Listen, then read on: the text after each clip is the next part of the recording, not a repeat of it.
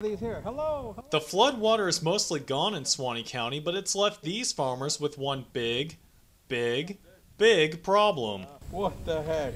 Every day it gets worse and worse. Getting a lot of attention, I can tell you that. People are here every day taking pictures. People wanting to get down inside there for arrowheads and stuff. But you wouldn't want to go down there. You might not make it back out. This is the farm of Chuck Matakaitis in McAlpin, just south of Live Oak, and they call this the McAlpin Grand Canyon. Now, FEMA came out here when the sinkhole first opened up, and they said that it was more than 60 feet down. That means you could fit a 6-story building in here, and the roof would be right about here. Matakaitis and his neighbors counted 33 sinkholes between their properties. Then they stopped counting. He had to move in with one neighbor because a sinkhole threatens his house, and another is watching his cattle because of this. Cows are very curious, so if I put them on this pasture, they're going to get down in there and I won't be able to get them out. And they say this sinkhole next to it is about to get much bigger when those bubbles get ready to blow. This one was just an amazing row of water in the air. It was incredible. In Suwannee County, Florida, Greg Gullberg, WCTV Eyewitness News. Kayaks and canoes are a way of life in Live Oak, but after Debbie, that's the only way Richard and Lerod Fleming can check on their grandfather's house. Well, we haven't been on the inside yet, but from looking from the outside, the water, it looks like the water is already on the inside, but hopefully it's not no damage. Torrents of rain pummeled Live Oak Tuesday, sinking hundreds of homes and businesses in waist-deep water. Downtown was a lake. I've never seen that much water since I've been living in Suwannee County.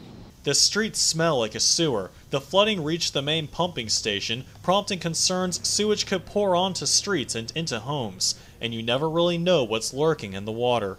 Now, authorities are warning everybody to stay out of the floodwater. It could be polluted, there could be snakes, glass, you never really know how deep it is. That's why for many, fishing boats like this are the only way to get around. Authorities ask drivers not to travel flooded roads. Because when they drive through, they damage the roads, they cause rippling effects that go into people's homes and damage their homes even more. And the water on some roads is simply too high to pass. Now it still may be weeks before the water recedes. A lot of times, as soon as we finish a traffic stop, we'll get one that goes flying by, and that's our next traffic stop. How many times have you seen this? Law enforcement or emergency vehicles pulling off on the shoulder of the highway. No excuse for it. If you pass someone like Deputy Vito Pelletieri of Georgia's Cook County Sheriff's Department in the outside lane, you could be fined $500. It's called the Move Over Law. Drivers are required to give room to law enforcement, firefighters, ambulances, and tow trucks. If you can't move over, it does say to slow down to a speed slower than the posted speed limit and be prepared to stop. We caught this car blowing past us without changing lanes. The most popular excuse?